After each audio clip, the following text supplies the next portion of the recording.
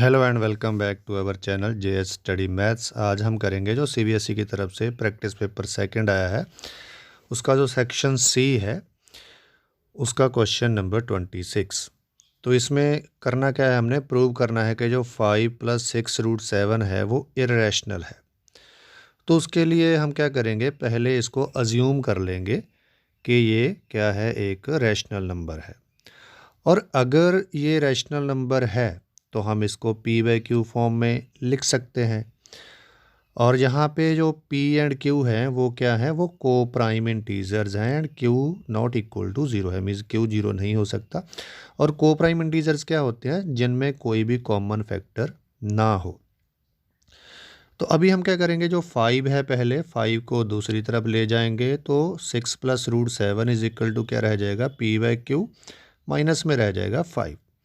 फिर ये जो 6 है √7 के साथ में मल्टीप्लाई है, फिर हम इसको भी दूसरी साइड ले जाएंगे तो वो उस तरफ वाली सारी वैल्यू को क्या कर देगा, डिवाइड कर देगा। मीन्स p/q -5 इसको ब्रैकेट में रख के डिवाइडेड बाय क्या हो जाएगा, 6 हो जाएगा। तो अभी जो RHS है हमारी, RHS में अगर आप देखोगे तो वहाँ पे हमारे पास क्या क्या चीज़ें अवेलेबल है।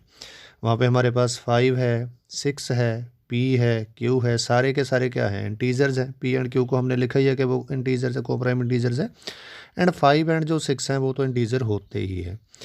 तो देखो, इंटीजर्स को आप चाहे प्लस करो, माइनस करो, मल्टीप्लाई करो, डिवाइड करो, जो भी मर्जी ऑपरेशन इन पे लगाओ, तो उनका जो फाइनल आंसर आएगा वो हमेशा क्या आएगा, वो एक रैशनल नंबर ही आएगा। तो इसका मतलब ये हुआ कि जो RHS है हमारी वो क्या हो गई, वो हो गई हमारी एक रैशनल नंबर। बट जो लेफ्ट हैंड साइड है हमारी, लेफ्ट हैंड साइड में हमारे पास क्या है, √7 है। और √7 तो इर्रेशनल है, क्योंकि प्राइम नंबर को अगर आप रूट में लिखोगे तो वो तो इर्रेशनल होता ही है। तो इट मीन ये क्या हो गई, कंट्राडिक्शन होगी, क्योंकि एक तरफ हम रैशनल बना रहे हैं और दूसरी तरफ इर्रेशनल बना रहे हैं और दोनों को इक्वल भी रख रहे हैं। तो अगर ये कंट्राडिक्शन है तो ये क्यों है, इट मीन्स जो हमारी एजम्पशन है वो क्या है, वो रॉन्ग है। हमने भी जो अज्यूम किया है वो रॉन्ग अज्यूम किया है। तो अगर हमारी एजम्पशन रॉन्ग है तो इसका मतलब ये हुआ कि ये जो 5 + 6√7 है वो क्या है, इर्रेशनल नंबर है। और यही हमने इसमें प्रूव भी करना था। अभी हम करेंगे क्वेश्चन नंबर 27। इसमें उन्होंने क्या दिया हुआ है, देखो, the area of a rectangle reduces by 160 metre square if its length is increased by 5 and breadth is reduced by 4 metre. कहते हैं अगर उसकी जो लेंथ है उसको 5 मीटर बढ़ा दिया जाए और ब्रेड्थ को 4 मीटर डिक्रीज़ कर दिया जाए तो जो रेक्टेंगल का एरिया है वो कितना डिक्रीज़ हो जाता है, 160 मीटर स्क्वायर। और ऐसे ही अगर लेंथ को 10 मीटर डिक्रीज़ कर दिया जाए और ब्रेड्थ को 2 मीटर इंक्रीज़ कर दिया जाए तो उसका जो एरिया है वो 100 मीटर स्क्वायर क्या हो जाता है, डिक्रीज़ हो जाता है। तो हमने उसकी डायमेंशंस फाइंड करनी है। तो सबसे पहले तो हम क्या करेंगे, अज्यूम कर लेंगे कि लेट जो लेंथ है उसको हम मान लेंगे x और जो ब्रेड्थ है उसको हम मान लेंगे y। तो जो एरिया आ जाएगा वो क्या होता है, वो L/B होता है, मीन्स लेंथ इंटू ब्रेड्थ होता है। तो वो आ जाएगा x × y मीन्स xy। तो अभी जो पहली कंडीशन है, अकॉर्डिंग टू फर्स्ट कंडीशन, उन्होंने लेंथ को 5 इंक्रीज़ करने के लिए बोला है, तो x + 5 हो जाएगा। और ब्रेड्थ को 4 डिक्रीज़ करने के लिए बोला है तो y - 4 हो जाएगा। और इज इक्वल टू में एरिया जो पहले से था वो xy था, उसमें से 160 हो जाएगा डिक्रीज़, मीन्स xy - 160। तो अभी इस तरफ आप ब्रैकेट खोलोगे, x को y से करोगे xy हो गया, और प्लस में हमारा 5y हो जाएगा। फिर ऐसे ही 4 को दोनों से -4x और फिर माइनस का 20 इज इक्वल टू xy - 160। तो xy तो हमारा कैंसिल हो गया। तो यहाँ पे हमारे पास बचा क्या, 5y - 4x is equal to -60। ये 20 को उस तरफ ले जाओगे तो प्लस का हो जाएगा, means 5y - 4x is equal to में हमारे पास माइनस का 140 बच जाएगा, क्योंकि 160 नेगेटिव का है और जो 20 है वो पॉजिटिव का है। तो अभी हम इस पर दूसरी कंडीशन अप्लाई करेंगे। तो लेंथ को डिक्रीज़ करना है 10, मीन्स x - 10 हो जाएगा। और इनटू में जो ब्रेड्थ है उसको 2 इंक्रीज़ करना है तो y + 2 हो जाएगा। और इज इक्वल टू में xy - 100, क्योंकि अभी उन्होंने बोला कि एरिया 100 मीटर स्क्वायर डिक्रीज़ हो जाता है। तो अगेन ब्रैकेट ओपन करोगे, एक्स वाई प्लस का 2x हो जाएगा और माइनस का 10y हो जाएगा, माइनस का 20 is equal to x y minus 100। Again x y हमारा कैंसिल हो जाएगा, तो 2x minus 10y is equal to में माइनस का 100 एज इट इज़, या 20 उस तरफ जाके हो जाएगा प्लस का। तो मीन्स बचा क्या हमारे पास, 2x minus 10y is equal to में माइनस का 80। ये हमारी हो गई सेकेंड इक्वेशन। तो अभी अगर आप पहली इक्वेशन को 2 से मल्टीप्लाई कर मीन्स पहले वाली में हमारा जो x की कोफिशिएंट है वो 4x है, माइनस का 4x है, और सेकंड वाली में क्या है हमारे पास 2x है। तो सेकंड वाली को हम 2 से मल्टीप्लाई कर सकते हैं। तो मल्टीप्लाइंग सेकंड बाय 2 ये क्या हो जाएगा, 4x हो जाएगा, माइनस का 20y हो जाएगा, इज इक्वल टू में माइनस का 160 हो जाएगा। और इसके बाद हम क्या करेंगे, जो हमारी फर्स्ट इक्वेशन है और जो थर्ड इक्वेशन है दोनों को हम कर देंगे ऐड। तो एक में देखो प्लस का हमारे पास 4x है, एक में माइनस का 4x है, तो दोनों क्या हो जाएंगे, कैंसिल हो जाएंगे। अब माइनस का 20y है, प्लस का 5y है, तो वो दोनों सब्ट्रैक्ट होकर माइनस का 15y रह जाएगा, और इज इक्वल टू में क्योंकि दोनों नेगेटिव है, माइनस का 160 भी है और माइनस का 140 भी है, तो वो हमारा हो जाएगा माइनस का 300। तो y की वैल्यू जब आप माइनस 300 को माइनस 15 से डिवाइड करोगे वो आ जाएगी 20। तो उसके बाद हम क्या करेंगे, ये वाली जो y की वैल्यू आ गई हमारे पास वो हम पुट कर देंगे फर्स्ट वाली इक्वेशन में। तो 5 इंटू y की वैल्यू 20 है, minus 4x is equal to minus का 140। तो 5 को जब 20 से करोगे तो वो 100 आ जाएगा, minus 4x is equal to minus 140। तो माइनस 4x वहीं पे रह जाएगा और माइनस का 140 दूसरी तरफ है ही।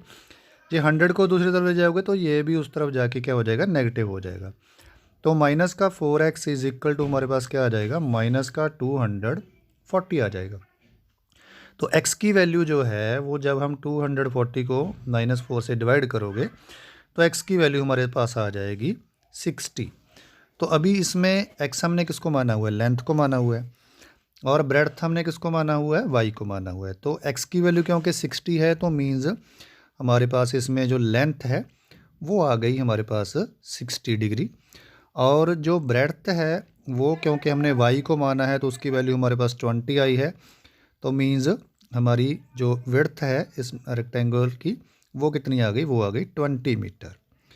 तो अभी हम क्या करेंगे, अभी हम इसकी जो और वाला क्वेश्चन है वो सॉल्व करेंगे, जो वो भी इसी टाइप का ही क्वेश्चन है, तो उसमें भी हम ऐसे ही लेट करके कर लेंगे। तो और वाले क्वेश्चन में क्या दिया हुआ है, if 16 is subtracted from twice the greater of 2 positive numbers the result is half the other number. कहते हैं अगर जो ग्रेटर नंबर है उसके ट्वाइस में से 16 सब्ट्रैक्ट कर दिया जाए तो वो दूसरे नंबर के हाफ के इक्वल आ जाता है। If 1 is subtracted from half the greater number के हाफ में से अगर 1 सब्ट्रैक्ट कर दिया जाए the result is still half the other number, अभी भी जो रिजल्ट है वो दूसरे नंबर का हाफ ही हो जाएगा।